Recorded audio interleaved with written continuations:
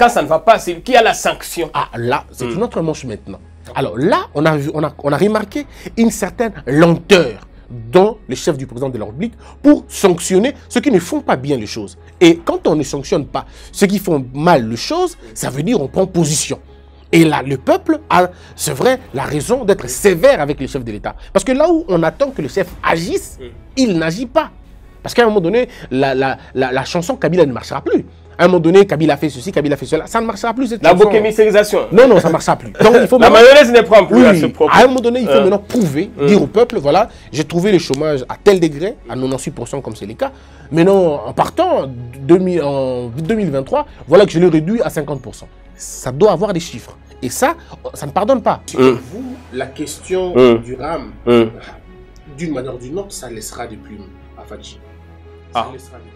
Tache d'huile sur sa chemise. C'est une grosse tache d'huile, une très grosse tache d'huile. Je ne sais pas pourquoi on a institué cette histoire de RAM qui n'avait pas de nature, ni juridique, ni sociologique. Une note à mi-parcours sur les 3 ans déjà consommés, sur 10 par exemple. Je donnerai humblement, pour les encourager, pour les pousser à aller de l'avant, je donnerai 4 sur 10.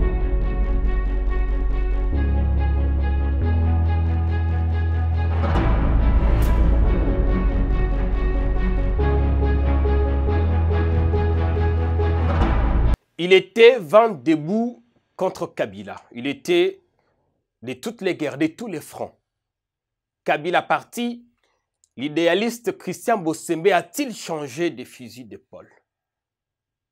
Depuis un temps, on dit de lui qu'il est devenu, il s'est transformé en turiféraire, en chantre du pouvoir. Qu'il est même contre certaines des valeurs qu'il défendait il y a peu. Beaucoup de choses se racontent autour de lui.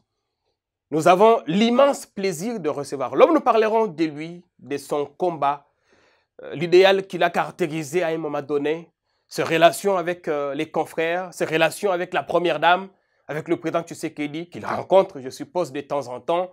Ses ambitions politiques, restera-t-il éternellement journaliste? Oui, caresse d'autres projets, on l'a vu à l'Équateur, il y a quelques jours, une conférence, se prépare-t-il quelque chose? Et puis, le regard qu'il porte sur la gestion, le bilan du pouvoir 3 ans après. Christian Bossembe, bonjour. Salut Jean-Pierre, qui s'appelle affectueusement JPK. Christian Bossembe, c'est l'un des meilleurs d'entre nous. Merci. Enfin, il nous a précédés, il a eu la chance de nous précéder dans ces mondes YouTube et tout ça. On est sur ses traces, mais c'est un de ceux qui font la fierté de la presse, de la jeunesse congolaise. Merci beaucoup Jean-Pierre. Venant de vous, je suis très flatté. On est très honoré de vous recevoir. Ah, moi, je suis très honoré de participer. Pour ceux qui ne savent pas, lui et moi, on s'est rencontrés il y a plusieurs années. On a partagé des locaux, plus de 10 ans environ. Et aujourd'hui, chacun fait ce qu'il peut, mais tous au service de la République. Exact. Alors, si je devrais vous définir, enfin, vous êtes maître de conférences, promoteur d'une chaîne de télévision à succès qui émet jusque-là sur YouTube, Congo Buzz. Mais si je devrais, vous devriez vous définir vous-même, qu'est-ce que vous diriez de vous-même? Il faut d'abord dire que notre chaîne n'est plus que sur YouTube, on est maintenant sur le local. Ah, ok. Ouais, ça fait 1 mois. Je suis déphasé. Ouais, le lancement officiel n'a pas encore été fait, non, vous n'êtes pas déphasé. Ah, c'est pour ça que je n'étais pas informé. Officiel n'a pas été fait. Okay. Alors, si il faut me définir, je veux dire quoi? Je suis congolais, je suis l'expression même de la diversité. Donc, je suis du sud, on va dire ça, de par ma mère, et du nord, de par mon père. Je crois de l'ouest, je pense, parce que l'Équateur, je ne sais pas comment vous le situez. Donc, je suis, par ma mère, je suis de Kivu, de Bukavu, et de par mon père, je suis de l'Équateur. Ce qui fait que moi-même, je suis l'expression de la diversité. J'ai grandi à l'Équateur, j'ai travaillé à Kinshasa, je continue à travailler ici à Kin, et j'ai fait mes conférences partout à travers le pays. Ce qui fait que j'ai une notion, une considération de la RDC beaucoup plus grande pour moi. Donc, je suis journaliste de profession et juriste de formation et puis praticien de droit. Voilà un peu comment je peux, moi, personnellement, définir ma petite personne de façon beaucoup plus simple. On commence par là où vous êtes arrêté. Praticien de droit, pourquoi vous avez préféré œuvrer dans les journalistes pendant que vous êtes avocat? Le journalisme est une passion pour moi. C'est une histoire d'amour. C'est une histoire d'amour, c'est une histoire je veux dire, de naissance. C'est une histoire je crois même dire un héritage ancestral. Parce que mon père m'a dit que son père, lui, parlait devant les gens au village. On appelle ça comment en français? Bon, c'est des gens qui racontaient des histoires, et voilà, qui haranguaient les foules, ainsi de suite. Et je ne l'ai pas vu moi personnellement. Mais quand j'ai fait la radio, avant de faire le droit. Parce que moi, j'ai commencé d'abord à faire la radio avant de faire le droit. Le droit est venu après. La première passion, c'est la radio, enfin le média. La passion, c'est d'abord le média. Et la formation, c'est du côté du droit. Le droit. Mon père m'a demandé de faire le droit parce qu'il voulait avoir un héritier de son cabinet. Mais vous auriez souhaité, vous, être journaliste? Oui, oui, j'avais souhaité être journaliste. Au début, j'avais souhaité être avocat, mais quand la passion de journaliste était arrivée, j'ai dit, ben, on va combiner les deux. Et mon père m'a dit, tu ne perds pas, combine tous les deux. Et je combine tous les deux, je me trouve bien. Toutes les deux professions. Dans laquelle des casquettes vous vous sentez le plus à l'aise possible? Ça dépend. Quand je suis devant le micro, j'ai des sourires. Quand je suis dans la toge, j'ai aussi des sourires. On ne veut pas des principes à gauche, à droite? Non, pas du tout. Du moment où tu es indépendant. Les cumuls, c'est permis. Oui, oui. Du moment où tu es indépendant, il n'y a pas de problème. Le mal, c'est être subalterne. Dépendre de quelque chose. Alors, tu aliènes l'indépendance de l'avocat, ce qui est une ligne rouge. Mais pour ce qui est mon cas, je n'aliène rien. Patron de presse, avec vos prises de position, vous vous dites que vous faites toujours de la presse classique, ou maintenant vous êtes dans une sorte de presse engagée? J'ai l'avantage de ne pas avoir fait le journalisme à l'école comme vous. Et nous, on a le désavantage de ne pas avoir fait le droit. Ah ouais, par exemple. Donc, j'ai l'avantage de ne pas avoir fait le journalisme. Sinon, je serais dans les carcans. Il faut suivre la ligne, il faut suivre la logique, il faut suivre ceci, cela. Mais j'ai été récupéré par le droit parce qu'il y a la responsabilité pénale, il y a la responsabilité du mot. Je sais ce que c'est la diffamation, je sais la limite entre la calomnie et les imputations dommageables. Ça m'a quand même permis, ça m'a quand même forgé. Mais en même temps, je n'ai pas eu la grâce que vous avez finalement d'avoir fait le journalisme aussi. Donc, ce qui fait que j'apprends tous les jours, je suis obligé d'apprendre 2 fois, 3 fois là où vous apprenez une seule fois, parce que vous avez déjà appris ça. Moi, j'apprends tous les jours. Je suis la présentation de Jean-Pierre, je me dis comment est-ce qu'il se tient, comment est-ce qu'il commence un chapeau. Donc, moi, j'ai appris sur l'état. Et donc, il y a beaucoup d'années, enfin, ouais. Vous êtes devenu même coach, Christian Bossemé. Il faut arrêter d'être cette fausse modestie. Oui, on évite. En tout cas, on essaie d'apprendre tous les jours, mais maintenant, les couleurs, enfin, on vous attribue une certaine couleur politique. Oui, on m'attribue déjà avant. Est-ce que cette couleur politique influence votre façon de faire, votre ligne éditoriale, votre façon de voir les choses au point que cela altère certains faits? Je suis au départ citoyen qui vit dans une société, qui voit les choses, qui s'est fait une idée, qui s'est créé une conviction et qui veut partager. Et donc, du coup, j'ai toujours eu une position. J'étais tranchant à l'époque de l'ancien pouvoir. J'étais très tranchant. On disait que j'étais un journaliste de l'opposition. On avait même dit que j'étais engagé et tout ça, tout ça. Et après, maintenant, on fait un autre choix. En fait, moi, je n'ai jamais été neutre, Jean-Pierre. Je le dis à qui veut l'entendre, je n'ai jamais été neutre parce que la neutralité, pour moi, c'est la lâcheté. J'ai des positions et je les assume. Malheureusement, plusieurs personnes n'assument pas leur position. Moi, je suis pas neutre, je suis plutôt objectif. Bon, là encore, c'est discutable. Bien, je suis objectif. Bon, c'est à qui veut l'entendre. Mais la neutralité, je ne le fais pas. Mais maintenant, est-ce que mes positions me collent à la peau? Oui, mes positions, effectivement, me collent à la peau. Et ça peut, d'une certaine manière, ça influence même vos émissions. Oui, ça peut altérer mon jugement. Je reconnais que dans ma marche, il y a eu beaucoup d'erreurs, il y a eu beaucoup de fautes, il y a eu beaucoup de mauvaises appréciations, il y a eu beaucoup de lectures hâtives, beaucoup de conclusions hâtives aussi. Ça fait partie de la vie humaine, ça nous arrive. Mais moi, l'avantage, c'est que je ne commets pas 2 fois la même erreur. Une fois que j'ai commis une erreur, soit je reviens pour dire ça, j'ai mal dit, ou alors tout de suite, je ne reviens plus sur les chemins, sur la même logique. Comme quand vous dites Kabila est comparable à Niéhi, vous l'avez regretté par la suite? J'ai regretté vous ne reviendrez plus? Non, j'ai regretté l'interprétation que les gens ont donnée à cette histoire. J'ai beaucoup de respect pour l'ancien président de la République, en tant que citoyen, en tant que père des familles, en tant que mari. J'ai beaucoup de respect pour lui. Donc je ne peux pas, moi, de ma bouche, sortir une phrase pareille. Mais quand les gens veulent vous faire dire tout et n'importe quoi, ils le font. Mais maintenant, est-ce que c'est à moi de revenir encore, me justifier? Je n'aime pas me retrouver dans sur les bancs des accusés. Donc j'ai laissé à ceux-là le dire et le temps finira par révéler. Le temps finira par montrer aux gens que je n'ai jamais dit un truc pareil. Comment je le dirais? En fait, Jean-Pierre, j'essaie de dire aux gens, moi j'ai un père qui vit encore. Oui. Je porte son nom. Maître Bossemé, oui, que je connais personnellement. Oui, le nom que j'ai, ce n'est pas mon nom, c'est le nom de mon père. Donc je ne peux pas jeter l'anathème à mon père. Il ne m'a pas éduqué à insulter. Dans quel état je le mettrais? Aujourd'hui, j'ai 2 enfants. Figurez-vous que je me mette à insulter quelqu'un à la télévision. Mais est-ce que vous trouvez ça normal? Peut-être que poussé par un excès des ailes. Pas du tout. Ou une certaine position sociale politique. Mais quelle est la position sociale que j'aurais qui dépasserait Kabila? Mais attendez, il faut être malade à un moment donné. Il a été proximité président. Peut-être avec le président Tshisekedi. Non, mais le président Tshisekedi a fait 3 ans, Kabila a fait 18 ans, c'est pas la même chose. Donc, il faut à un moment donné être malade pour essayer de s'égaler à Kabila ou essayer de s'égaler à Tshisekedi. Dans la vie, il faut être humble. Et l'humilité veut qu'on puisse dire des choses bien. Pas pour heurter les gens. Mais c'est pourquoi moi, je n'ai pas voulu faire des vagues. Donc, quand les gens ont raconté ce qu'ils voulaient raconter, je les ai laissés faire. Mais eux-mêmes, consciencieusement, quand vous suivez la vidéo, nulle part j'ai dit dans ma bouche qu'il était ça. Nulle part.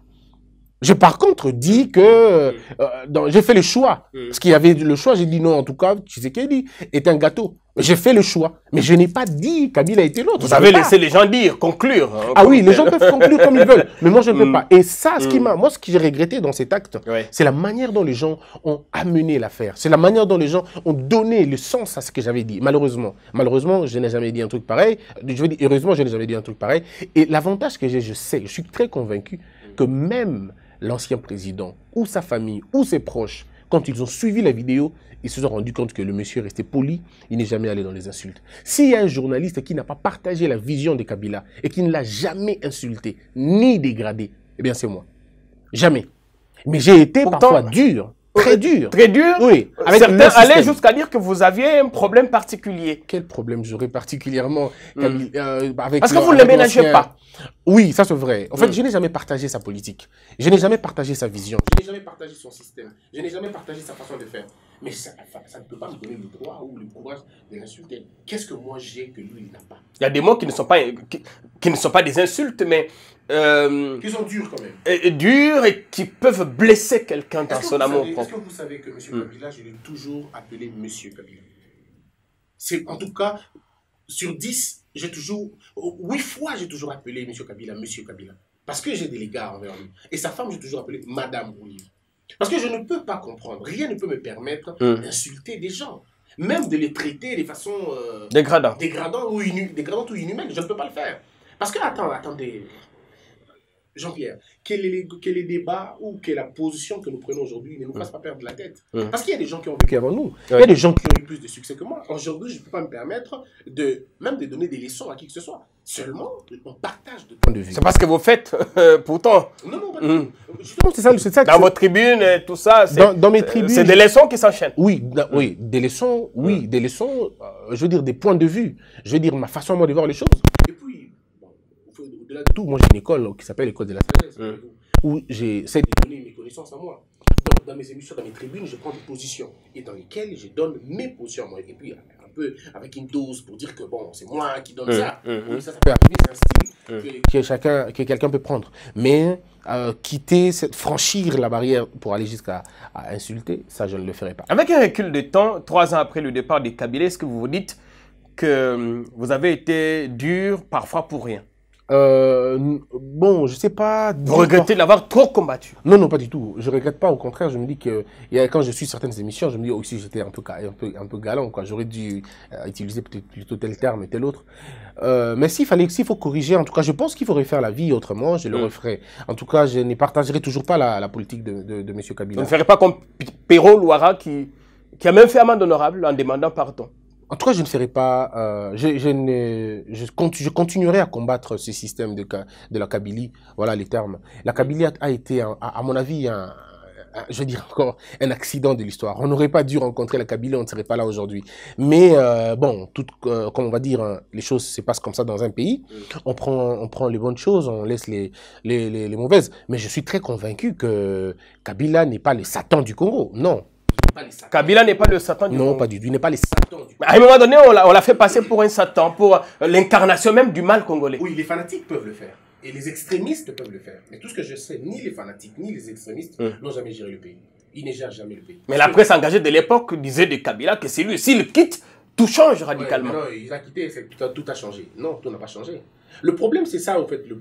Quand on fait la fixette sur l'homme, il ne faut pas fixer l'homme. Et je le disais aux opposants à l'époque. Je disais aux opposants à l'époque, arrêtez de vous focaliser sur la personne de M. Kabila. Parce que plus vous focalisez sur lui, il peut se dédoubler dans plusieurs personnes et devenir pire incontournable. Donc, ce que vous allez faire, ce que vous faites, une focalisation sur lui. On s'est trompé de combat des cibles. Les gens se sont beaucoup trompés, quoi. C'était la fixette. Kabila doit partir, Kabila doit partir. Maintenant que Kabila est parti, mais le système Kabila est resté. Et le système Kabila, aujourd'hui, il est encore là. Le système qui était caractérisé par le détournement des deniers publics, par le vol, par l'impunité, par la tricherie. Mais ce sont les mêmes mots qui continuent aujourd'hui. Mais là, Kabila n'est plus, il n'a plus rien dans les institutions. Maintenant, c'est l'Union sacrée qui contrôle tout. Pourquoi ça perdure? Pourquoi ça continue? Parce qu'on n'a pas fait le bon combat, on n'a pas attaqué, on ne s'est pas attaqué à la mentalité, on ne s'est pas attaqué au système. Le problème de la RDC, c'est le système de pensée de la RDC. C'est pas l'homme, c'est la pensée congolaise qu'il faut redéfinir.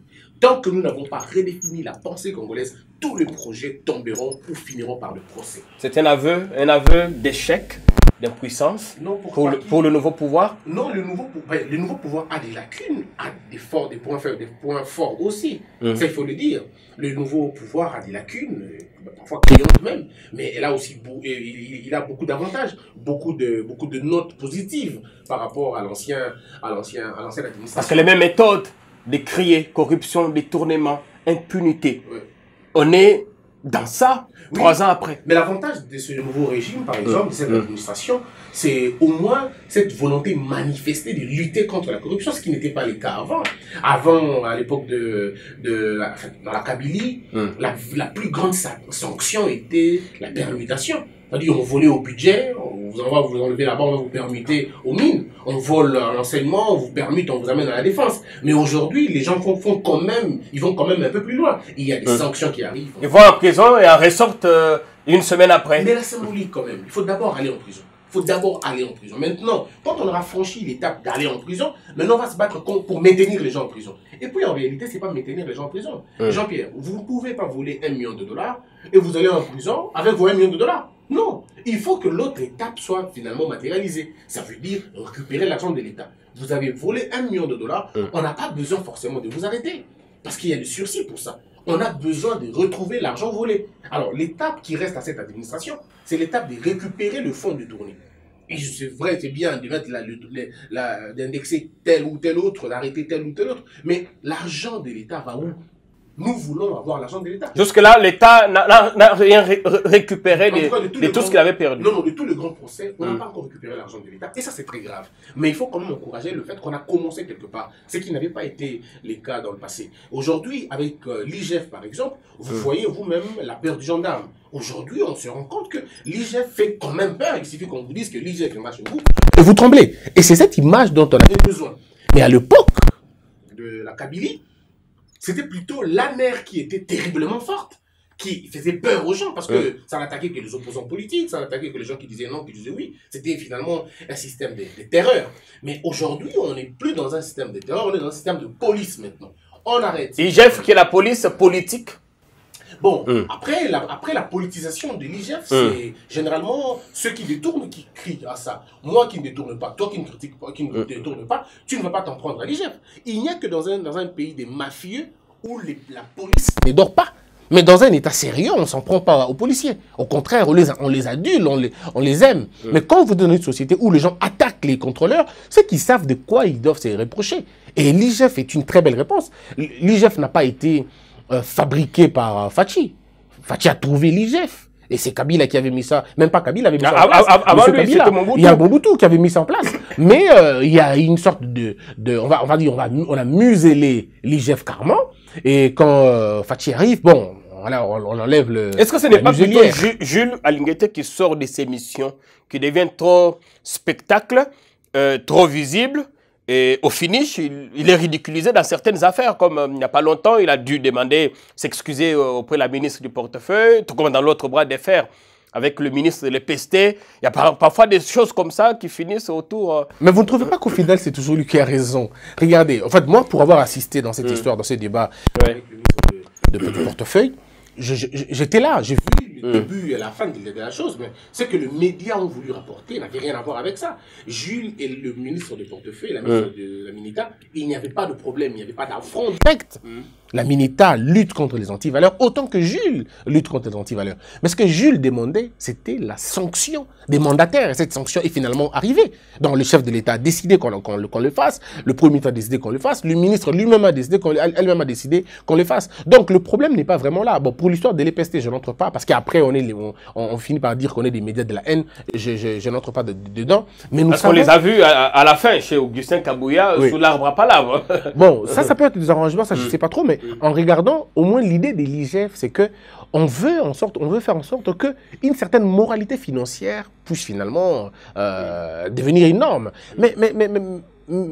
Mes chers Kayembe, vous faites le tour du Congo. Je vous vois très souvent dans les vidéos avec l'ancienne première dame. Vous faites un peu le tour du Congo, mais c'est une très bonne chose. Vous voyez la misère dans laquelle les gens sont plongés. Si l'argent de l'État avait été canalisé convenablement, on ne serait pas là aujourd'hui. Vous êtes là, j'imagine la charge que vous avez. J'imagine combien de tantes, combien de cousines, combien de nièces vous prenez en charge. Mais si l'État, l'argent de l'État avait servi véritablement à construire un véritable tissu social, à redynamiser l'économie de notre pays, à construire des infrastructures, vous serez beaucoup plus à l'aise. Vous aurez un plus grand média que celui-ci. Moins de pression. Moins de pression. Donc le problème, c'est que depuis la nuit des temps, et là, ce n'est même pas la faute seulement de la Kabylie, c'est depuis Mobutu, où l'homme politique congolais ne sait pas faire la différence entre la caisse de l'État et sa poche privée.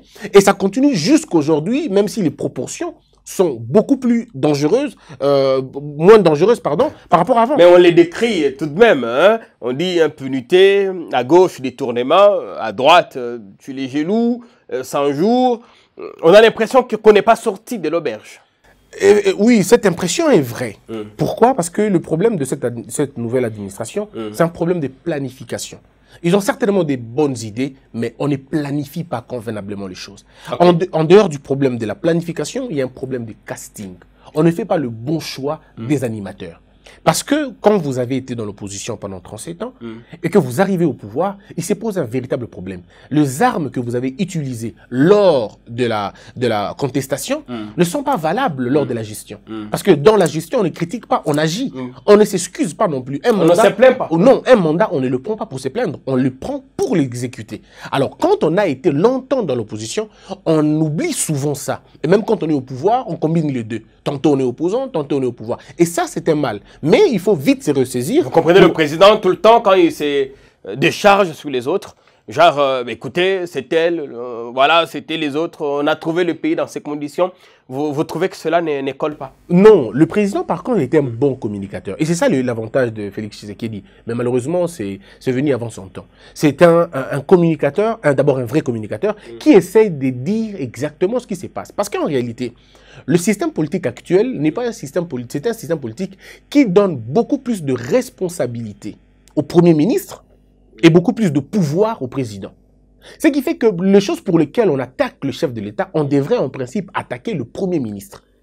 Mais ce n'est pas à lui, le président, de le faire. Parce que ce n'est pas un président qui construit la route. Ce système a existé depuis Kabila, mais on a continué à changer Kabila. Mais justement, c'est pas parce que tout le monde a fait le mal que ça reste le mal. Alors, moi, je continue à dire que le chef de l'État, lui, son rôle, c'est de donner la vision. C'est de dire, par exemple, nous voulons, avant 2022, d'avoir autant d'hôpitaux. C'est son boulot à lui de le dire. Mais celui qui va exécuter, qui va matérialiser cette vision, s'appelle le Premier ministre. Alors, quand le Premier ministre ne le fait pas, et que les gens continuent à crier sur le président, le chef de l'État est de plein droit à l'obligation de dire au peuple, non, non, ce n'est pas moi, il y a un problème de pilotage.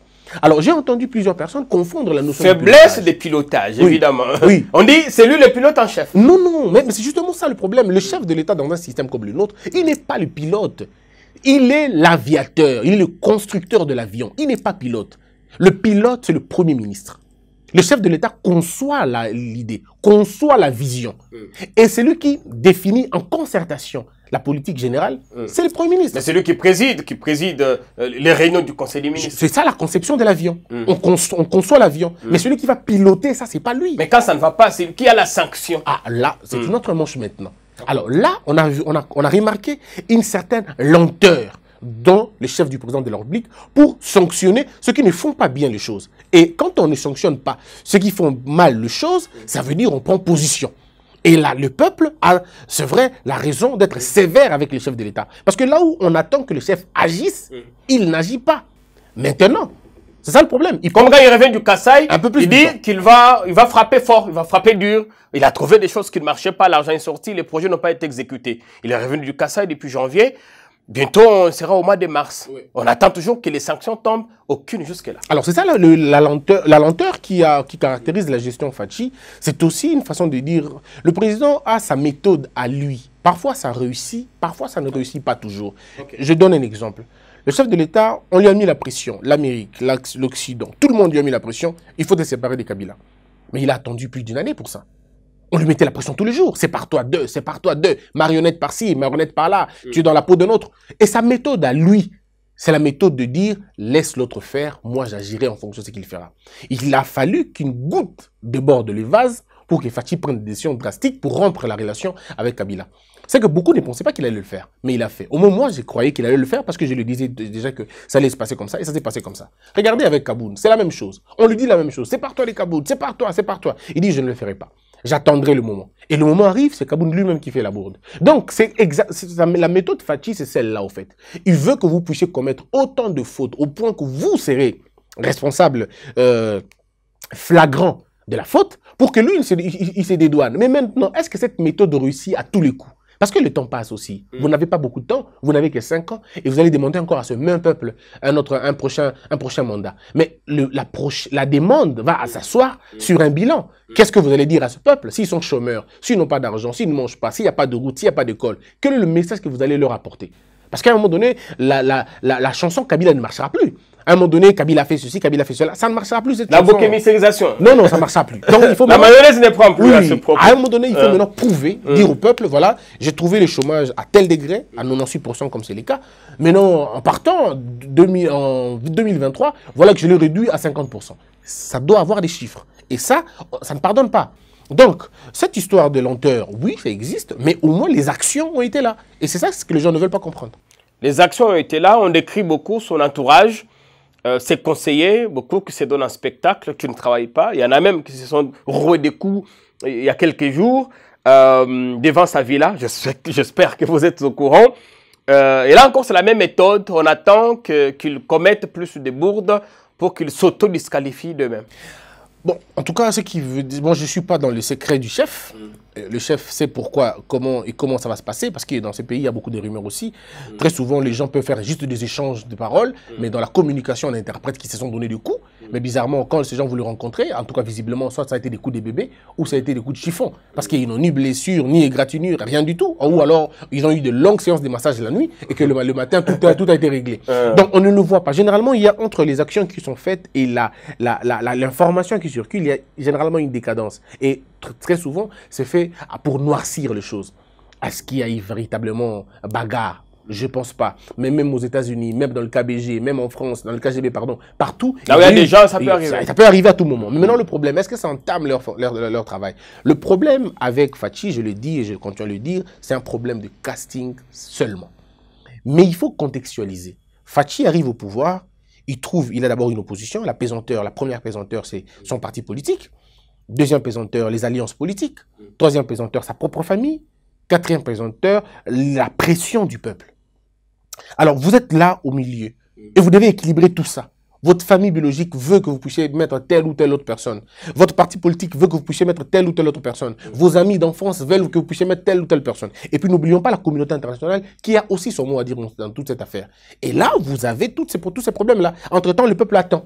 Et c'est lui le chef. C'est justement ça le problème. Alors, c'est là où le chef doit multiplier beaucoup plus d'efforts, sacrifier, avoir un caractère intransigeant, et puis voilà, faire... Est-ce qu'on peut dire qu'il est pris en otage par ses copains? Non, mais par contre, je crois beaucoup de gens vont déchanter dans peu de temps. Ça, je peux te le dire. Dans 1 ou 2 mois, vous aurez des nouvelles. Beaucoup de conseillers du chef de l'État seront arrêtés. Plusieurs seront révoqués. Et vous allez le voir vous-même. Arrêté parce qu'impliqué dans des affaires dans la mafia? Oui, et c'est ça, Fathi. Fathi a laissé son directeur de cabinet croupir en prison pendant 1 an. Et il a dit qu'il était innocent, enfin, qu'il Oui. était un homme honnête. Mais c'est ça la distance qu'un homme politique doit avoir avec la justice, avec l'appareil judiciaire. On a vu Biden condamner les attaques policières. On a vu Biden condamner les attaques de l'administration judiciaire aux États-Unis. Mais ça n'a pas donné lieu à plusieurs supputations comme ça. En fait, je crois que le président de la République est dans cette logique-là. Il dit aux gens, écoutez, vous faites des choses, vous pensez que vous êtes malin. Mais quand on mettra la main sur vous, ça va être très compliqué. Mais là où le chef de l'État n'a pas eu beaucoup de chance, c'est au niveau de relais. Il dit aux juges et aux magistrats, libérez-vous et affranchissez-vous. Celui qui vous donnera des ordres en mon nom, arrêtez-le. Mais qui est ce président qui a déjà dit ça au Congo? Mais les magistrats eux-mêmes continuent à rester esclaves. C'est comme quelqu'un qui vous a enlevé la chaîne qui vous liait. On enlève la chaîne, mais vous voulez garder le collier. Ça dépend de la pratique. On peut vous dire théoriquement des choses, mais dans la pratique, c'est tout autre chose. Mais c'est pas autre chose. Dénoncez ça. Il ne dénonce pas. Et c'est ça le plus grand problème. En fait, si vous regardez bien, vous allez vous rendre compte que Fachi, c'est quelqu'un de très sensible. Il suffit que le peuple parle, il suffit que la population tonne sur quelque chose pour qu'il réagisse. On a longtemps parlé de RAM, on a longtemps dénoncé, il a attendu plus d'une année pour... Il a enlevé, on a supprimé la RAM. Le RAM, pardon. Ah, mais enfin, après combien de temps? Après combien de temps le peuple a l'élit? Combien de temps après? C'est pourquoi je dis aussi que vous, la question du RAM, d'une manière ou d'une autre, ça laissera des plumes à Fachi. Ça laissera des plumes. Tache d'huile sur sa chemise. C'est une grosse tache d'huile. Une très grosse tache d'huile. Je ne sais pas pourquoi on a institué cette histoire de RAM qui n'avait pas de nature, ni juridique, ni sociologique. Une arnaque? Ça peut ressembler à cela. Mais c'était quand même grave de le faire. Et bizarrement, au-delà de tout, il y a eu beaucoup de mensonges, et de la part des autorités de l'État. Oui. Tantôt c'est une taxe, tantôt ça va aider l'économie, ça va aider la gratuité de l'enseignement. Il ne nous manquait qu'on nous dise seulement ça va aider l'état des sièges, ça va aider l'état des sièges. Parce qu'on a donné... L'état des sièges, tantôt c'est le wifi gratuit. Oui, on a donné tout le nom à cette taxe. Et ça c'est grave. Et je crois que le chef de l'État a bien fait de supprimer le RAM, mais le chef de l'État ferait encore mieux de sanctionner ceux-là qui ont été à l'origine de cette histoire. Ou alors, qu'on restitue... nous dire qu'il n'était pas au courant de ce qui se passait? Si, il peut être au courant. Mais les explications, vous savez, bon, moi, ça tombe bien d'ailleurs, je parle à vous qui côtoyez le palais présidentiel passé. Demandez à l'ancienne première dame. Elle va vous dire que beaucoup de choses qui se sont passées au Congo, elle n'était toujours pas au courant, sinon pas de tous les détails, de tout le contour. Enfin, il y a ce qu'on appelle pas, c'est son mari. Oui, voilà, en fonction de ça. Ouais, tout le monde a l'avantage de côtoyer au moins ces cercles-là. Donc, tu peux rencontrer, elle va te dire que tout ce qui s'est passé, Kabila Joseph, M. Kabila, n'avait toujours pas le contour de tous les détails. Il y a ce qu'on appelle, dans une certaine mesure, des informations filtrées. On dit au président de la République ce qu'il doit entendre. Généralement pas ce qu'il veut entendre. Parce que quand vos services vous disent de façon ficelée, voici c'est ça, c'est ça, c'est ça, c'est ça. Si vous n'avez pas un autre mécanisme de contrôle, ce que nous demandons à Fachi de faire, si vous n'avez pas un autre mécanisme de contrôle et de contre-vérification, vous pouvez signer des documents qui vont se révéler demain. Des documents monstrueux, des cadavres qui vont vous faire mal après. Donc, il y a toujours manqué cette contre-vérification. Parce que les chefs d'État au Congo sont en général des gens qu'on isole. Que l'entourage isole, que les services de sécurité isolent, que l'armée isole. On les met un peu au coin. Et ils ont des informations filtrées. Mais Fachi a l'avantage d'être sur les réseaux sociaux, il est sur Twitter, on dit qu'il nous regarde, il nous suit de temps en temps ailleurs, il est supposé être informé. Je crois que c'est un dur à couiller. Il y a des gens aussi comme vous qui est autour de lui, vous pouvez lui donner la bonne info. Bon, les gens racontent ce qu'ils veulent raconter, mais qui suis-je moi pour être à côté du chef de l'État? C'est un président de la République qui n'a pas besoin de moi. Autour de lui, il y a des gens aussi intelligents, éminemment pertinents. Qu'est-ce qu'il fera avec Christian Bossembe? Alors, je crois qu'il y a un moment donné, les gens me donnent... Vous êtes intelligent, vous pouvez toujours lui apporter quelque chose. Quand ça sera le moment, vous le saurez et je viendrai vous le dire. Mais je ne cache pas la sympathie que j'ai pour lui. Je ne cache pas, je veux dire, l'affection ou, si vous voulez... Vous aimez beaucoup le président? J'aime sa personnalité. Ça a commencé quand? Parce que au tout début, c'est Christian Bossembe qui nous fait le décompte des promesses faites par le président. À quel moment vous vous êtes retrouver dans cet amour débordant? Non, c'est pas débordant, c'est un amour réfléchi, c'est un amour raisonnable vis-à-vis. Mais c'est comme tous les citoyens. Il y a des gens qui aiment le président, il y a des gens qui aiment les opposants. Tout le monde a fait ce choix. Et moi, quand c'est des bonnes choses, je les applaudis, je le fais bien. Et moi, ce que j'aime en lui, c'est cette sincérité. Jean-Pierre, j'ai rencontré le président de la République lors de consultations. C'est pas dans le cadre privé, t'en fais pas, dans le cadre de concertation. Oui. Mais c'est un monsieur qui vous parle avec son cœur, il vous parle avec son âme, il est présent, il vous écoute et c'est-à-dire, il interagit. C'est ce qui vous séduit en lui? Je crois.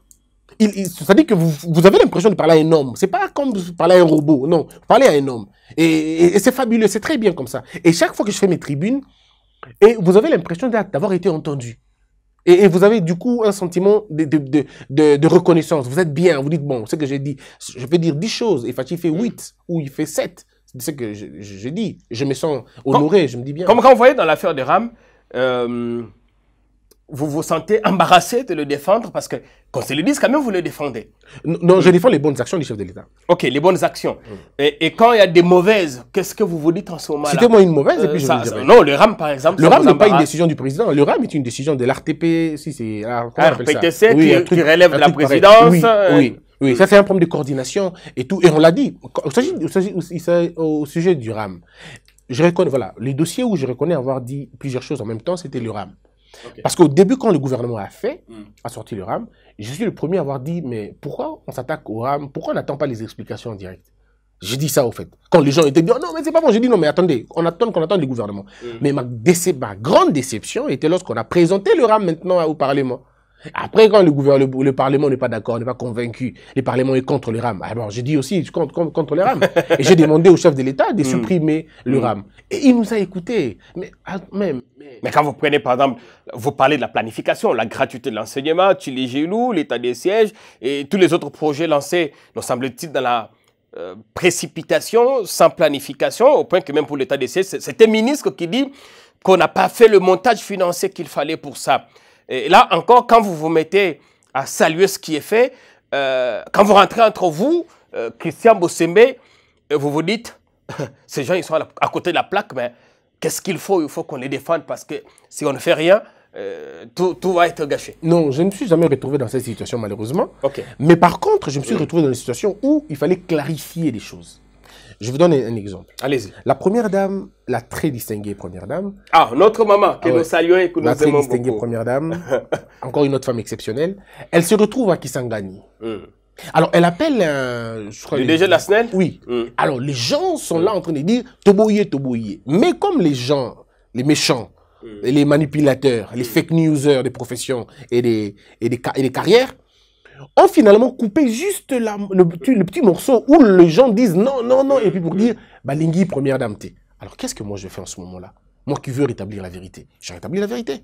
Quand les gens ont dit ici... Mais à ce propos, est-ce que c'est normal que la première dame se promène avec des mandataires publics à gauche, à droite? Demain, si nous, on a un problème d'électricité, on fait venir la première dame vous savez, ça c'est un héritage.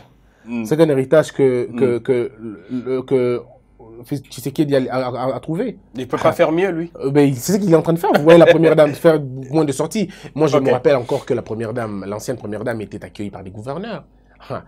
Par des gouverneurs, je me rappelle. Donc là n'est pas le problème.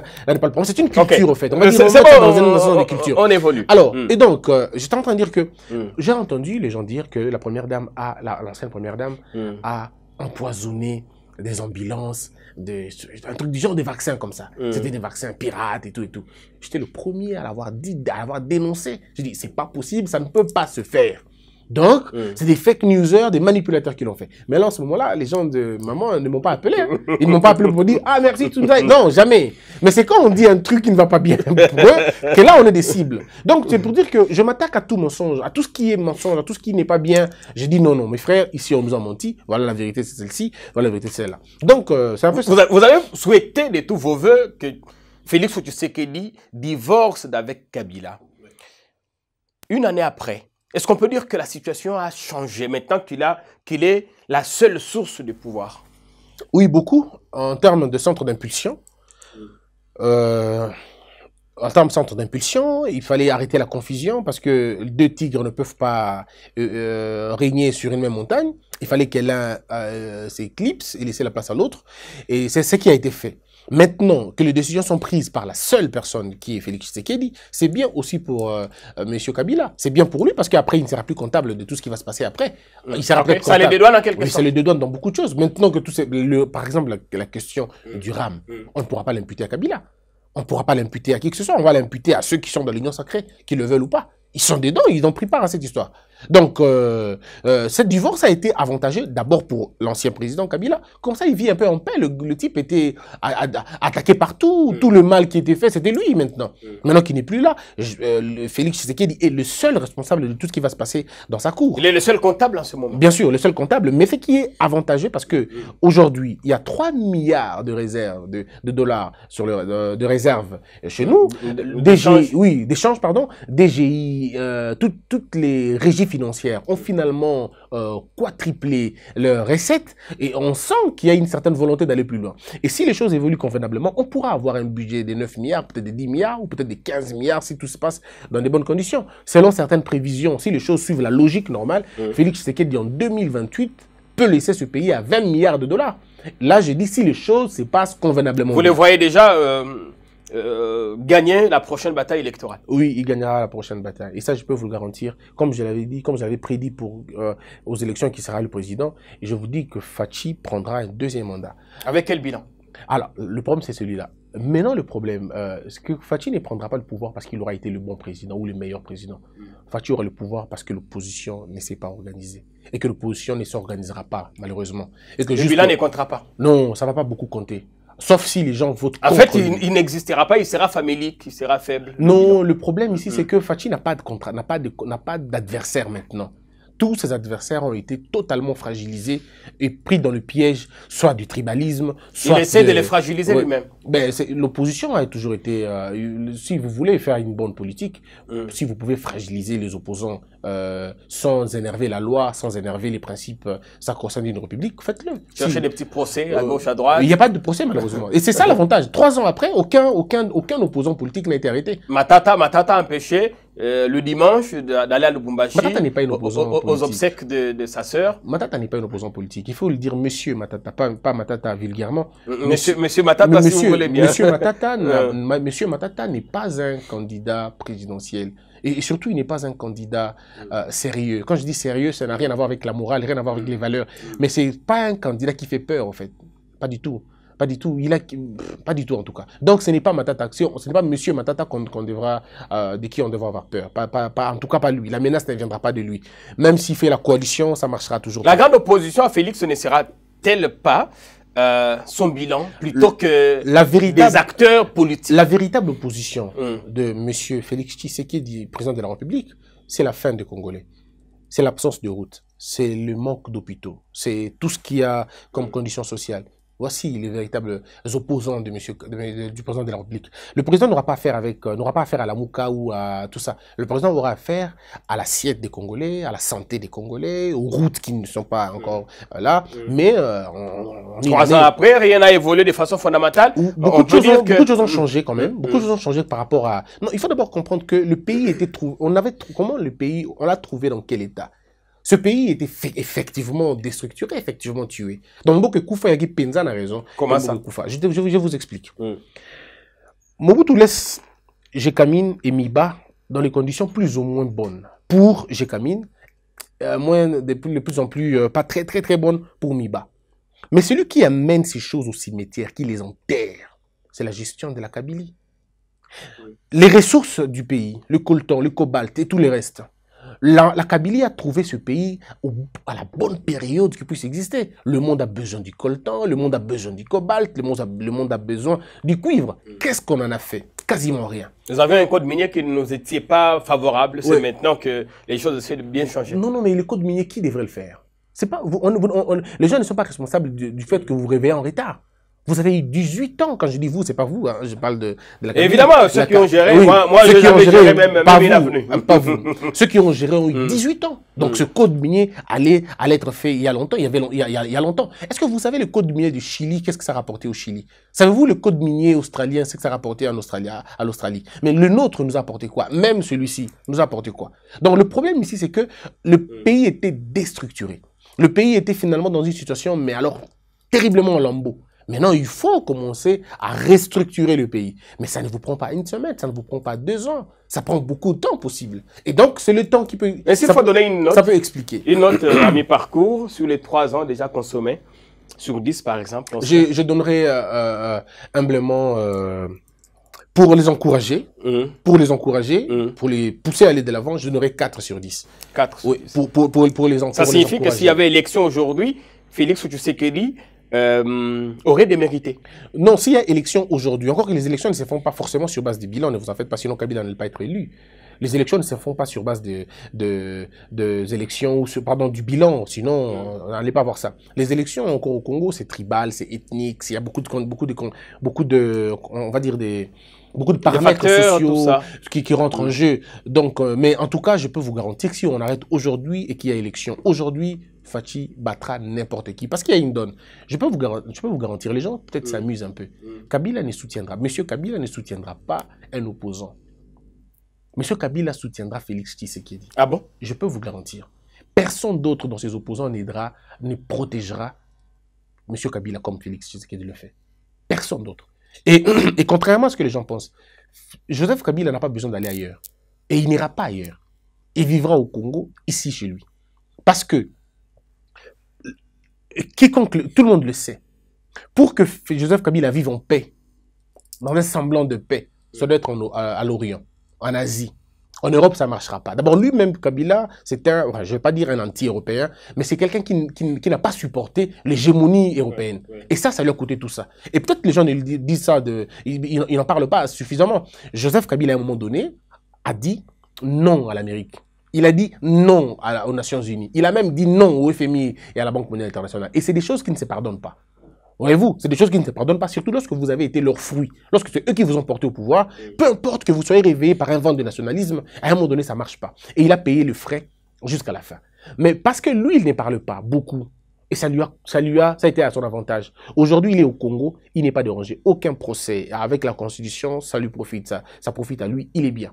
Il ne peut pas commettre l'erreur de soutenir des gens qui ont nourri l'ambition de le voir souffrir. Il ne peut pas. Et je suis même convaincu que lorsque Kabila et Félix Tshisekedi, parce qu'ils ne sont pas ennemis, quand ils se rencontrent ou quand ils discutent, je ne sais pas, ça je ne sais pas trop, mais s'ils se rencontrent, je suis très convaincu que Joseph Kabila a dit des choses à Fachi sur certains opposants. Et qu'aujourd'hui, Fachi est en train de se rendre compte que le monsieur avait raison.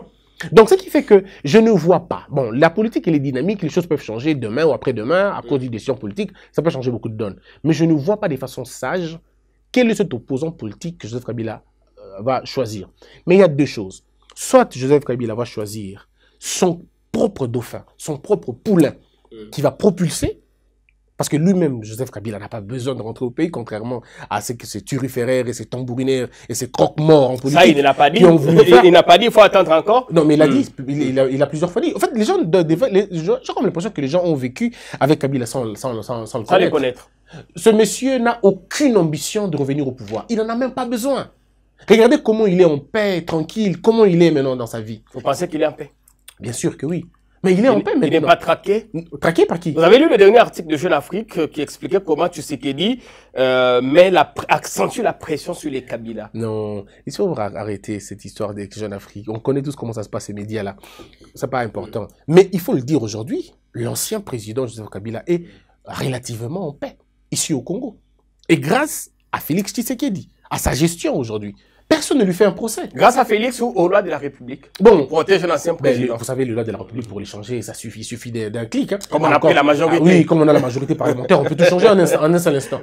Mais la paix, c'est pour dire que je ne vois pas M. Kabila soutenir un opposant. Je ne le vois pas le faire. Et avoir Kabila comme allié, c'est gage des victoires électorales? Pas forcément gage des victoires électorales, mais il ne faut pas négliger ce poids-là.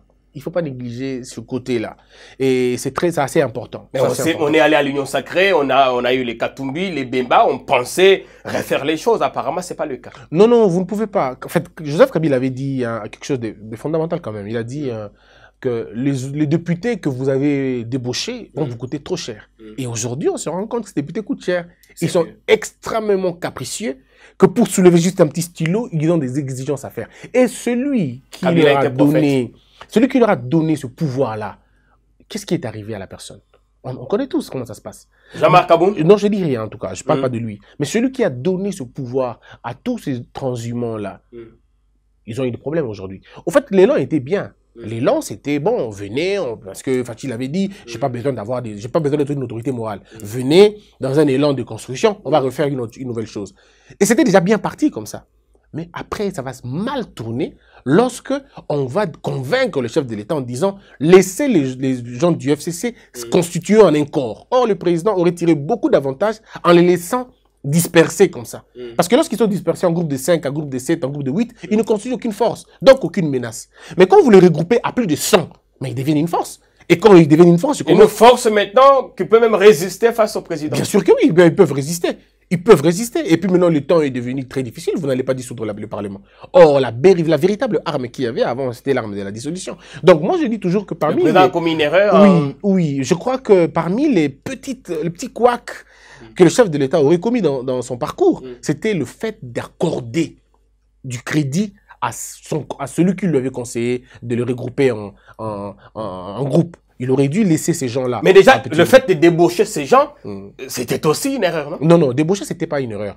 En fait, est-ce qu'il y a eu débauchage aussi? Je pense pas qu'il y ait eu débauchage. Peut-être le terme, on va le dire autrement. Voilà, les choses se sont bien passées du moment où on est parti sur un arrêt qui du reste est discutable. Discutable. Oui, vous êtes avocat, vous savez. Qui du reste est discutable, mais après, qui suis-je pour discuter de l'arrêt de la Cour constitutionnelle? Moi, je ne suis pas l'autre là qui avait critiqué l'arrêt. Donc, mais on reste sur le principe. Il y a eu un arrêt. Et c'est sur base de cet arrêt que la majorité pouvait changer. Et il y a eu des déclarations libres. Bon, ça peut être... Ça, c'est l'histoire qui en parlera. On en parlera peut-être 5 ans, dans 6 ans, dans 7 ans, 8 ans, 10 ans. On verra avec des lunettes beaucoup plus froides. On verra qu'est-ce qui s'est passé. C'était une erreur politique. Oui, on verra peut-être. Mais pour l'instant, pendant qu'on est en train de jouer à ces jeux, regardons comment ça s'est passé. Donc, on se serait arrêté à juste la menace de comment on appelle ça, de la dissolution de l'Assemblée nationale. On allait faire un gouvernement sans députés. On allait faire un gouvernement des partis politiques, mais sans députés. Et on allait peut-être avoir un autre élan. Et les députés allaient se contenter de leur poste de député. Mais quand quelqu'un leur a dit que vous pouvez demander plus que rester député, vous pouvez demander des véhicules, vous pouvez demander même de postes ministériels et même certains quotas au niveau de l'administration publique, bon, tout est parti vous le regrettez? Moi, personnellement, si j'étais conseiller du chef de l'État, je ne l'aurais pas conseillé. Je ne l'aurais pas conseillé comme ça. Je lui aurais demandé de persister, de garder la logique, de garder cette... Il fallait carrément rester avec Kabila, mais rediscuter peut-être sur certaines clauses. Avec Kabila, le problème, c'était lesquels? Monsieur Kabila et Félix Tshisekedi n'ont jamais eu de problème de façon personnelle. Mais c'était les états-majors qui ne marchaient pas, qui n'avançaient, qui ne comprenaient pas. Et le véritable problème était du côté de l'ancien président. Pourquoi? Parce que les gens du président de Kabila s'étaient rendus compte que non seulement qu'ils avaient menti et qu'ils avaient commis beaucoup d'erreurs et qu'ils avaient commis beaucoup de maladresses et qu'ils ont perdu le pouvoir, parce que c'est à cause d'eux qu'ils ont perdu le pouvoir. Si M. Kabila avait mis quelqu'un d'autre qui n'était pas forcément un cacique du PPRD, on n'allait pas avoir tous ces problèmes. Et la gloutonnerie du PPRD a mis toutes les choses en mal. Et ça nous a finalement ramené dans cette histoire-là. Alors, eux ne voulaient pas comprendre que Félix Tshisekedi est le président. Ils pouvaient instrumentaliser des... Je suis même très convaincu que toutes les convocations qu'on faisait aux députés, aux ministres, c'était pas Kabila qui demandait. C'était son entourage. Les caciques. Les caciques. Et c'est ça, ce sont eux qui ont mis... les mêmes caciques qu'on a recyclés là-bas. Non, on les a pas... Qui a recyclé qui? On n'a pas recyclé les gens là-bas. À l'Union Sacrée. Oui, mais ce sont les mêmes qui ont traversé. Non, mais ils viennent vendre ils viennent vendre ce qu'ils savent vendre. C'est des transhumants politiques, ces gens-là. Des transhumants politiques, mais ils n'ont aucun crédit. Attendez, Félix Tshisekedi, quand il les regarde, ils n'ont aucun crédit. Mais pourquoi ils ne sont toujours pas récupérés? Même quand ils chantent Fathi Béton 2023. Le problème, c'est que l'erreur que plusieurs personnes ont eu à faire en 2001, c'était de croire que M. Kabila était bête. C'était ça la plus grande erreur. Il est resté 18 ans. Je pense que l'erreur que beaucoup commettent aujourd'hui, c'est de croire que Fachi est bête. C'est ça l'erreur que beaucoup pensent. Ils ont commis une erreur monumentale en négligeant Fachi quand il est arrivé au pouvoir. On le disait, bon, il va être vite, on va le faire vite fait, quoi. On ne blague pas avec celui qui a l'impérium. Celui qui a le pouvoir, on ne joue pas avec lui. Et aujourd'hui, vous avez vu comment ils sont tombés. Tous ces gens-là, quitter Kabila, venir chez Fachi et penser être le ministre et tout ça, où est-ce qu'ils sont? Ils le regrettent en ce moment. Mais je pense qu'ils sont en train de regretter véritablement. Avec ce qui arrive à Jean-Marc Kabound aujourd'hui, c'est encore un pont hein, qui s'écroule. Mais alors, c'est pour dire que, ici, le véritable... Moi, je pense que le mérite du président de la République aura été celui de croire en lui d'abord. De croire en lui et d'avoir une vision claire pour ce qu'il veut. Mais maintenant, le côté difficile, c'est le choix des collaborateurs et le choix des animateurs. Et je suis très convaincu que le remaniement qui va être fait rapide, Il y a un remaniement en vue. Oui, il y a un remaniement en vue. Au gouvernement? Au gouvernement. Et il y aura beaucoup de changements, comme je vous ai dit tout à l'heure, au niveau du cabinet du chef de l'État. Le chef de l'État va faire un bon toilettage et qu'il aura beaucoup de bons conseillers chez lui, dans son cabinet, et pour finalement prendre le dernier virage. Et le chef de l'État sait qu'à partir du mois de juin, un nouveau virage commence. À partir du mois de juin, on commence déjà la période électorale, même si on ne le veut pas. Mais ça commence déjà à partir de ce moment-là. Et donc, il faut avoir un gouvernement beaucoup plus warrior que celui-ci. Sama ne l'est pas. Ça, je ne sais pas. Est-ce qu'il va être reconduit? Est-ce qu'il ne sera pas reconduit? Ça, je ne sais pas trop. Est-ce qu'il mérite d'être reconduit? Le problème de M. Sama Lukonde, ce n'est pas qu'il est faible, mais c'est qu'il a été affaibli et qu'il reste affaibli par des super ministres qui se croient amis du chef de l'État. Okay. C'est ça le problème de M. Sama. Ce n'est pas le type de premier ministre que le président voudrait peut-être qu'il ne ferait pas ombrage, qu'il serait effacé. Non, déjà, M. Sama Lukonde, en le regardant, ce n'est pas quelqu'un de très conflictuel. En parlant avec lui, ce n'est pas quelqu'un de très ombrageant ou ombrageux. Ce n'est pas quelqu'un de problématique. Donc déjà, du fait que c'est quelqu'un qui respecte la norme, il ne peut pas être fait ombrage au chef de l'État. Encore qu'il ait le choix personnel du président de la République, déjà de ce fait, l'origine de son pouvoir est déjà une origine saine. Donc, il n'y a pas de problème. Mais le problème maintenant, c'est que est-ce qu'il a tout le pouvoir avec lui sur les ministres? Non. Parce que lorsqu'un ministre vient de quelqu'un du parti du président de la République, qui se considère tout puissant que le Premier ministre lui-même, et il donne des garanties à ces ministres-là en disant que Bakoussa est le côté. Nous écoutons tout ça. Alors, dans quel état dans quelles conditions vous mettez... Ah, c'est Kabound qui disait ça. Ça, je ne sais pas. Hein, c'est vous qui citez les noms. Alors, quand ils vous disent que Bakoussa est le côté, dans quelles conditions vous mettez les ministres? C'est pratiquement la même situation que M. Tchibala, quand il était encore au pouvoir. Il y avait des ministres qui boudaient, qui boudaient Tchibala, qui ne reconnaissaient vraiment pas le leadership de Tchibala sur eux. Et donc, c'est pratiquement la même chose, seulement qu'avec Sama, vous trouvez quelqu'un de beaucoup plus compétent que celui que je viens de citer tout à l'heure. Est-ce qu'il y aura élection en 2023? Il y aura élection. Nous avons reçu le président Denis Kadima, qui nous a dit que élection, disons, report et quel autre terme, glissement, ne sont pas dans le lexique de la CENI. Ils vont donc aller aux élections et ils vont bien s'organiser pourvu que le gouvernement donne de l'argent. Et le gouvernement a donné une avance, mais sans nous dire sur combien a-t-il donné. On attend voir comment ça va se passer. Mais s'il n'y a pas élection en 2023, ça ne sera pas la faute de la CENI, ça sera la faute du gouvernement. Et du président? Du gouvernement. Ce n'est pas le président qui finance le gouvernement, qui finance l'Assemblée, qui finance la CENI. C'est le gouvernement qui finance la CENI. En 2016, on n'a pas dit ça des Tchibala, Matata, enfin, ou d'autres qui étaient là, on a dit que c'était Kabila. Oui, parce que la volonté était vraiment manifeste. Ou alors la volonté des caciques le montrait en tout cas. Mais ici, vous l'avez entendu. À l'époque, on suppliait le président de dire qu'il ne va pas se présenter aux élections. Vous pouvez imaginer. C'était à la fois inutile, mais les gens avaient besoin d'une certaine... C'était son droit. Oui, c'était son droit. Il n'était pas obligé de se prononcer mais sur la ici, question. vous avez un président qui vous rappelle constamment que vous aurez élection, il y aura élection, et puis il y aura élection. Et puis regardez dans quel contexte le président de la CENI a été mis en place. Donc vous voyez que vous vous rendez compte que si le chef de l'État avait besoin de tirer les choses à longueur, il n'allait pas valider la candidature faire l'investiture de Denis Kadima. Et on serait là en train encore de chercher, et le poids allait être sur l'Église catholique. Et le chef de l'État, pour couper la part en deux. Et vous, Christian Bossembe, dans tout ça, quelles sont vos ambitions? On vous a vu tout récemment à l'Équateur. Vous caressez l'idée d'être gouverneur, vous y travaillez déjà, vous préparez le terrain, vous voulez être député là-bas, ou vous pensez que votre place est encore dans la presse? Je pense que, humblement, hein, mes idées sont encore jusque-là en train de... Je suis en train de réfléchir sur toutes les probabilités et toutes les possibilités. Mais déjà, être élu en Bandaka, c'est exclu. Je ne serai pas candidat à l'Équateur. Okay. Surtout pas au poste de député. Ça, ils peuvent aller, ils peuvent être tranquilles. Est-ce qu'être gouverneur, oui, je veux bien pour aider ma province. Pour ça aider... vous tente? Oui, moi ça m'étente. Ça m'a toujours tenté d'être dans l'exécutif. Être chef du quartier, chef des rues, maire de la ville, bourgmestre, gouverneur. Vous étiez annoncé membre du gouvernement Sama, malheureusement. On espère que ça viendra. Bon, alors dans la vie, Jean-Pierre, il ne faut jamais regretter quoi que ce soit. Parce que Dieu peut refuser de faire de vous un deuxième parce qu'il pense que vous serez premier. Mais dans votre regard d'homme et d'humain, vous pouvez pleurer parce que vous avez bâti votre confiance sur le deuxième. Mais Dieu vous voit premier. Donc, il ne faut jamais regretter de ne jamais embarquer dans un bus. Peut-être que ce bus-là va faire un accident plus tard. Donc, moi, je ne regrette pas du tout. Je continue à croire que les choses vont certainement bien se passer.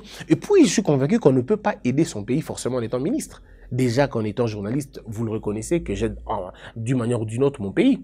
Donc, je l'ai fait à l'époque, je continue à le faire, je pourrais le faire plus tard. Le problème ici, c'est que nous voulons avoir des hommes qui ont un peu de la passion, qui ont le cœur pour ce pays, qui aiment ce pays. Et ces gens-là, je pense que nous faisons partie de ces gens-là. Mais quand vous voulez aller en Bandaka, à l'Équateur, c'est votre province qui est totalement désenclavée, qui a des difficultés, est-ce que vous avez assez d'épaules qui sont bossées pour relever le défi? On en a vu qu'il y avait bonne presse qui sont allés, qui sont revenus conspuer. Le problème, c'est le leadership. Et le problème a toujours été celui-là depuis la nuit des temps. C'est le leadership.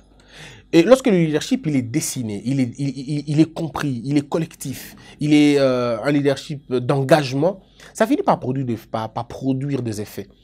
Mais malheureusement, depuis la nuit des temps, l'Équateur n'a jamais eu un leadership clair. Depuis la nuit des temps. Ce n'est pas seulement ce gouverneur qui déjà est incompétent, on veut bien, mais même ceux qui l'ont précédé, oui, ceux qui l'ont précédé l'ont été aussi bien incompétents que beaucoup d'autres. Donc je crois qu'à l'Équateur, il y a eu une succession d'incompétence et d'insouciance au sommet de la République.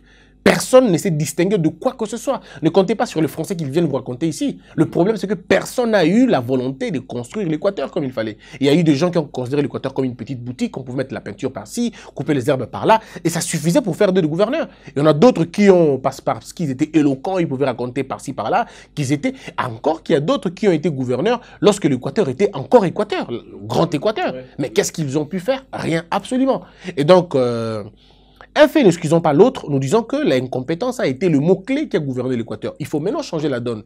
Et changer la donne maintenant, c'est faire confiance aux autres. Faire confiance à la nouvelle génération. À ceux qui pensent finalement reconstruire cette province. Mais je suis très convaincu qu'avec ce même modèle, rien ne marchera. Tant que les gouverneurs seront élus par un groupe de députés qu'on peut acheter facilement, rien ne pourra nous garantir... Quand vous voulez vous mettre dans la gueule du loup, il va vous falloir finalement... intégrer une formation politique, ça vous dit déjà quelque chose? Jean-Pierre, je n'entrerai dans aucun parti politique si je ne crée pas le mien. Le problème ici, c'est que dans les partis politiques, c'est que je n'y crois pas beaucoup aux partis politiques congolais, c'est qu'il n'y a pas d'idéologie propre au parti. Okay. La seule idéologie, c'est la mangiocratie. La seule idéologie, c'est l'idolâtrie là-bas. Là-bas, c'est le chef. Le président du parti, celui le maître, celui le Dieu. On ne peut pas le contredire, il n'y a pas de débat, il n'y a pas de contradiction, il n'y a pas de congrès, il n'y a pas de primaire.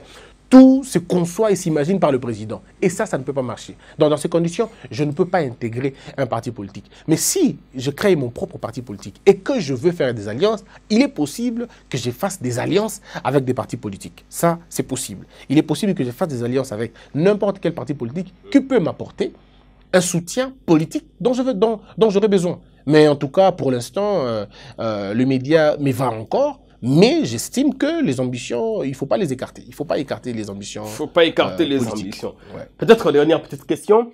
Est-ce que vous pensez de ce qu'on nous a raconté ici du coup d'État manqué ou avorté, le regard que vous portez sur cette actualité? Jean-Pierre, le coup d'État, c'est une erreur monumentale. C'est un vrai recul démocratique. Ça ne profite à personne. Le coup d'État, c'est la consécration de l'imposture. On ne peut pas en plein 21e siècle, imaginez un coup d'État.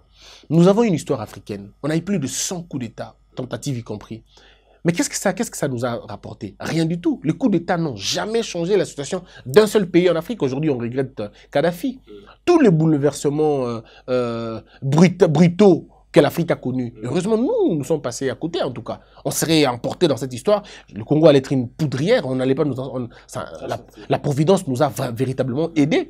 On n'est pas allé dans ce sens-là. Parce que la manière dont on allait, là, c'était vraiment... on était allé pour ne plus avoir ce pays comme ça. Donc, le coup d'État ne va pas nous aider. On a plus de 400 ethnies. Alors, lorsque vous allez amener votre coup d'État, celui qui sera déchu par le coup d'État, sa province va s'élever. Ses alliés vont se lever. Et donc, ça dit que vous, au Congo, cher Jean-Pierre, vous faites un coup d'État le soir, le lendemain, sécession commence. Beaucoup de provinces vont se désintégrer et on n'aura plus le Congo tel qu'il nous a été donné. Donc, cette nouvelle des coups d'État, moi, ça m'a un peu choqué. Mais après, je me suis dit, il fallait s'y prendre bien. Et je crois que l'ANER s'est quand même bien débrouillé sur la question. On a essayé d'interroger ceux qui étaient suspects de loin ou de près. Et je pense que les arrestations, il y en a encore qui vont tomber pour tirer au clair certaines choses. Si vous aviez un mot en 1 minute à passer au public, ce serait lequel? Ah ben, ça a été un grand plaisir. Ça a été un grand plaisir pour moi de passer ici. C'est vrai que je ne passe plus dans plusieurs émissions. Je me concentre sur mes émissions à moi. Ouais. Mais comment refuser quand c'est Jean-Pierre qui vous appelle? J'étais obligé de venir. Mais seulement, il faut retenir que je ne suis pas kabylophobe et je vous ai fait la preuve que je ne suis pas du tout un kabylophobe. C'est au public de juger. Ouais, je crois qu'ils vont juger. Je ne suis pas kabylophobe. Seulement que je ne partage pas les points de vue et certains principes. Je ne suis pas non plus tshisekediphile. Je crois en sa capacité d'échanger les choses et je le soutiens à ma juste manière. Il y a des critiques parfois dures que j'ai fait aussi au chef de l'État, beaucoup d'ailleurs. Mais les gens ont tendance à nous cataloguer. Quand ils t'ont catalogué, eh bien, ils gardent comme ça. Et puis moi, je n'ai pas besoin de me justifier. Je suis très convaincu que le chef de l'État a une très bonne volonté, une grande volonté pour changer ce pays. Et je suis très convaincu que s'il fait de bons choix des collaborateurs, ça va encore marcher beaucoup plus. Et je suis très convaincu que l'unité du Congo doit rester celle qu'on doit protéger avant tout. Depuis que vous soutenez M. Tshisekedi, si vous aviez un regret, ce serait sur quel sujet? En tout cas, pas de regret. Pas de regret, pas du tout, pas de regret. Venant de lui ou venant de qui? De l'entourage, de téléspectateurs, tout ça. Pas de regret, mais peut-être un regret. Le regret, c'est que les gens n'ont pas mesuré cette opportunité d'avoir Fachi au pouvoir. Ils n'ont pas mesuré ça. Surtout ses collaborateurs n'ont pas compris que la responsabilité d'un président de la République il ne faut pas se servir de Fachi comme un article commercial pour s'enrichir. Comme l'a fait beaucoup à l'époque de Kabila. Ils se sont enrichis, ils sont devenus milliardaires, mais la personne qu'on insulte tous les jours, c'est Kabila. Et aujourd'hui, on est en train de faire la même chose. On s'enrichit sur le dos des Fachi. Ben, quand on va insulter les gens, ça sera Fachi qu'on insultera. Dans tous les projets, les gens veulent bouffer de l'argent. Dans tous les projets, les gens veulent avoir de l'argent. Il y en a même qui vont plus loin pour demander des gré à gré, par-ci, par-là. Donc, ce goût-là de l'enrichissement est tellement fort et prononcé que ça fait mal. Et puis, c'est très gênant de voir combien les gens se battent pour avoir le poste, pour être aux côtés, ainsi de suite. C'est ça mon plus grand regret. Mais je suis très convaincu que la méthode Fachi pourra toujours marcher. Je suis convaincu. Merci beaucoup, cher ami. C'est moi qui te remercie. Pour l'honneur que vous nous avez fait de répondre à notre invitation. Je viendrai à tout moment que vous demanderez. Et bon vent à vos projets. Je vous inviterai aussi dans ma chaîne pour qu'on disque encore. Je l'ai déjà fait d'ailleurs. Déjà, quelques fois. Je le ferai. Et là-bas, moi, je viens toujours chaque fois que j'ai l'invitation. Il faut venir parce que l'avantage avec nous, Jean-Pierre, c'est qu'on appartient à une génération qui n'a pas de conflit. Je suis très à l'aise de venir partager le plateau avec Jean-Pierre sans appréhension, sans aucune idée, parce que je suis sincère avec vous. Et moi, profondément, j'ai beaucoup d'estime pour vous, beaucoup de respect pour vous. Merci, c'est réciproque. Vous ne m'entendrez jamais critiquer un journaliste à la télévision. Même quand on a raconté... À un moment donné, vous avez vu Maï partir avec quelques confrères qui ont dit des choses à votre sujet dans les médias. Mais je n'ai pas répondu. Parce que je ne peux pas répondre. Je te l'ai dit. C'est la grandeur. Je porte le nom de quelqu'un. Je porte le nom de quelqu'un. Il faut que je fasse honneur à ce nom-là. Si tous les Congolais pouvaient faire honneur au nom qu'ils portent, on n'aurait pas tous ces problèmes. En tout cas, si on continue, on ne terminera pas. Ouais, ça, c'est sûr. Merci à vous, chers téléspectateurs, chers publics. On pense ici que vous avez passé un très bon moment de télé. vous avez appris et pris note. Allez, à très vite pour un autre numéro. Salut!